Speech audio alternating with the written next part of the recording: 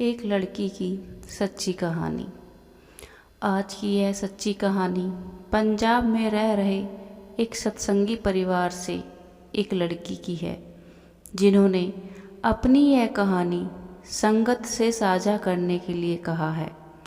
आप जी कहती हैं कि मैं बचपन से ही रूहानियत से जुड़ गई थी, क्योंकि मेरे माता पिता को नाम की बख्शीश हुई थी, तो इसीलिए मैं भी बचपन से ही रूहानियत से जुड़ी हुई हूँ और मेरे गुरु नानक देव जी पर और उनकी वाणी पर पूरा विश्वास है।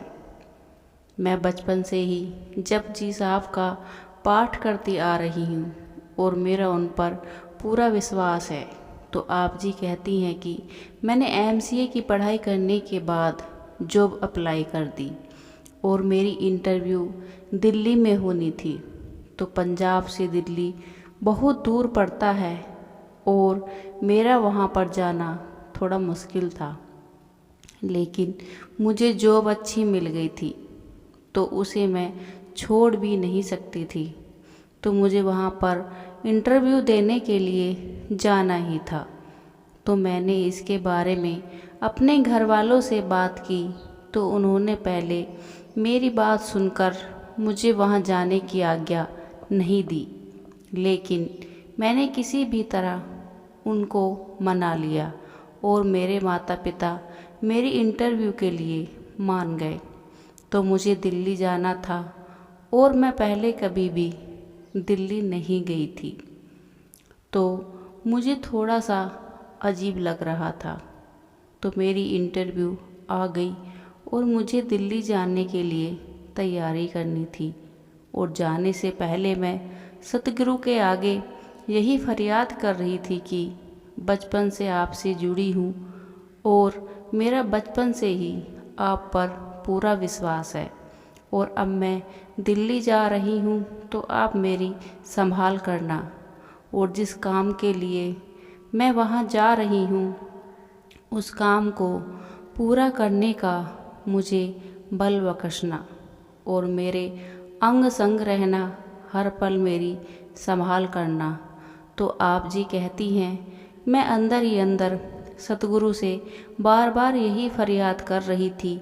तो जिस दिन मुझे जाना था उस दिन मैंने फिर सतगुरु के आगे यही फरियाद की और सतगुरु का ध्यान किया और अपने काम के लिए निकल पड़ी।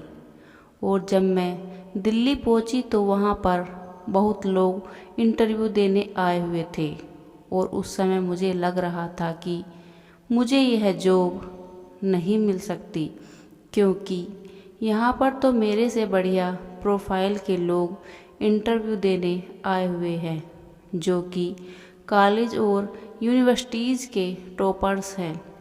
तो यह जॉब मुझे मिलना मुश्किल है, क्योंकि मैं इनके सामने कुछ भी नहीं हूँ और मैंने जो पढ़ाई की है उसमें मेरी परसेंटेज भी इतनी अच्छी नहीं है, ठीक ठाक ही है।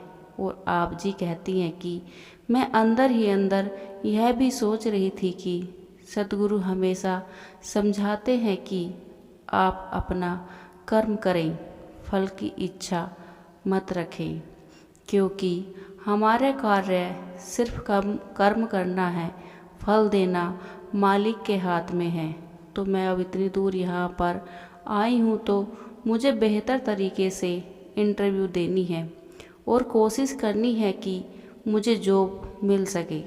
तो आप जी कहती हैं कि मैंने इंटरव्यू की तैयारी पूरी कर रखी थी और बाकी सब मालिक पर छोड़ दिया था।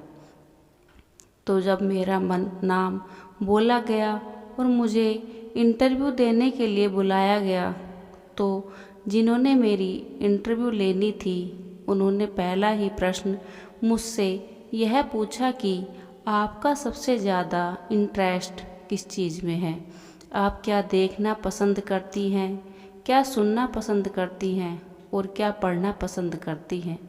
तो आप जी कहती हैं कि उस समय मैंने उनको यही जवाब दिया कि मुझे आध्यात्मिकता के बारे में पढ़ना बहुत पसंद है और जब मेरे पास समय होता है तो मैं आध्यात्मिक किताबें पढ़ना पसंद करती हूँ।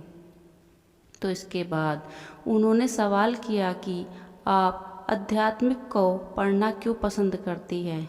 तो आप जी कहती हैं कि मैं बचपन से ही आध्यात्मिकता से जुड़ी हुई हूँ, इसीलिए मुझे अध्यात्म के बारे में जानना अच्छा लगता है। तो इसके बाद वे पूछते हैं, अगर आपको यह जॉब दी जाए तो सबसे पहले आप क्या करोगी।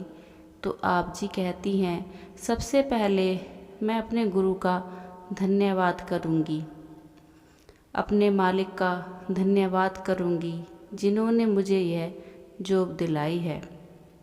वह पूछते हैं कि आपका गुरु कौन है और मालिक कौन है। वह कहती हैं कि सबका मालिक एक ही है। और उसके बाद वे पूछते हैं कि आप यह बात कैसे कह सकती हैं, कि आपके पास कोई प्रमाण है जिसके आधार पर आप यह कह सकती हैं। तो आप जी कहती हैं कि जपजी साहब में शुरुआत में ही सतगुरु नानक ने फरमाया है कि वह मालिक एक है, सतनाम है, वही सत्य है, कर्ता पूरक है, जो भी करता है वही करता है, वही करता धरता है, भय से रहित है, वैर से रहित है, अकाल मूरत है, कालतीत मूर्ति है, अयोनी है, स्वयं भू है और गुरु की कृपा से प्राप्त होता है। और आप जी कहती हैं, जब मूल मंत्र की व्याख्या को मैं उनके सामने रखती हूँ तो वह जो मेरी इंटरव्यू ले रहे होते हैं वह बड़ी ध्यान से मेरी बात सुन रहे होते हैं और मेरी तरफ देखकर हल्का सा मुस्कुरा देते हैं। और उसके बाद वह मुझसे कोई भी प्रश्न नहीं पूछते, मुझसे केवल एक ही बात कहते हैं कि बेटा आप कल से जॉब पर आ सकती हो। तो आप जी कहती हैं कि उनकी यह बात सुनकर मेरी खुशी का ठिकाना नहीं रहता और मैं उनका धन्यवाद कर वहाँ से बाहर आ जाती हूँ। और उस दिन मुझे यह महसूस होता है कि जब मैं इंटरव्यू दे रही थी मेरे सद्गुरु मेरे अंग संग थे और मेरी मदद कर रहे थे। और आप जी कहती हैं कि मुझे वह जॉब मिल जाती है और मैं बाकी लोगों को देखकर हैरान हो जाती हूँ कि उनके मुझसे भी अच्छे मार्क्स होते हैं, मुझे भी अच्छी पढ़ाई उन्होंने कर रखी होती है, लेकिन मेरे मालिक ने मुझ पर ही यह कृपा की है। और मेरी आँखों से खुशी के आंसू निकल पड़ते हैं। और उसके बाद जब वह जॉइनिंग लेटर मुझे देते हैं उसको देखकर मेरी खुशी और बढ़ जाती है, क्योंकि उसमें यह बात साफ साफ लिखी होती है कि आप इस जॉब को ज्वाइन कर सकती हैं और आपके रहने का, खाने का, पीने का खर्चा भी कंपनी का है। और आप जी कहती हैं कि यह बात पढ़कर मैं और भी हैरान हो जाती हूँ कि जब मैंने अप्लाई किया था तो वहाँ पर ऐसा कुछ नहीं लिखा था। तो आप जी कहती हैं कि मैं इस बात को जानने के लिए अपने ऑफिसर के पास जाती हूँ कि मुझे ये सुविधाएं कैसे मिल गई हैं।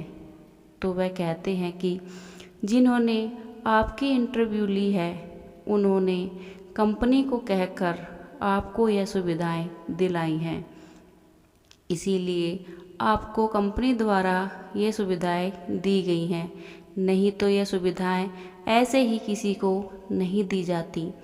जिसकी बहुत अच्छी प्रोफाइल होती है उसको ही दी जाती हैं। और यह बात पूरी तरह से इंटरव्यू लेने वाले पर निर्भर करता है कि वह किसको कितना पैकेज दे रहे हैं और उस पैकेज में उसको क्या क्या दे रहे हैं। तो आप उस ऑफिसर की आवाज़ सुनकर वह अपने घर आकर सतगुरु को याद कर बहुत रोती है। और आप जी कहती हैं कि मुझे यह मालूम हो जाता है कि जो भी हो रहा है मेरे सतगुरु कर रहे हैं, क्योंकि मुझे ऐसी कोई उम्मीद नहीं थी कि मैं इस कंपनी में काम करूँगी। लेकिन मेरे सद्गुरु की अपार कृपा ने मुझे कहाँ से कहाँ पहुँचा दिया।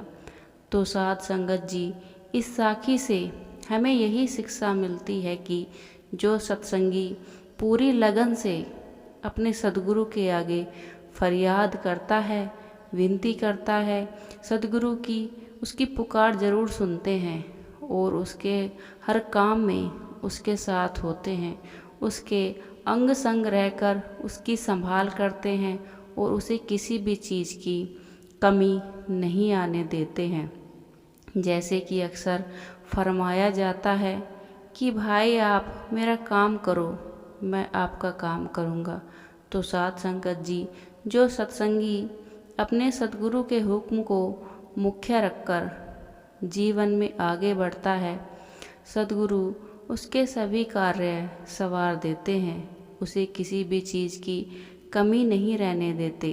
तो साध संगत जी, हमें भी इस साखी से प्रेरणा लेकर अपने सद्गुरु के उपदेश को मुख्य रखकर चलना है और रोज़ाना बिना नागा भजन बंदगी करनी है, नाम की कमाई करनी है, ताकि हमारा भी स्वार्थ सिद्ध हो सके और परमार्थ में तरक्की हो सके। Thanks for watching, like share and subscribe.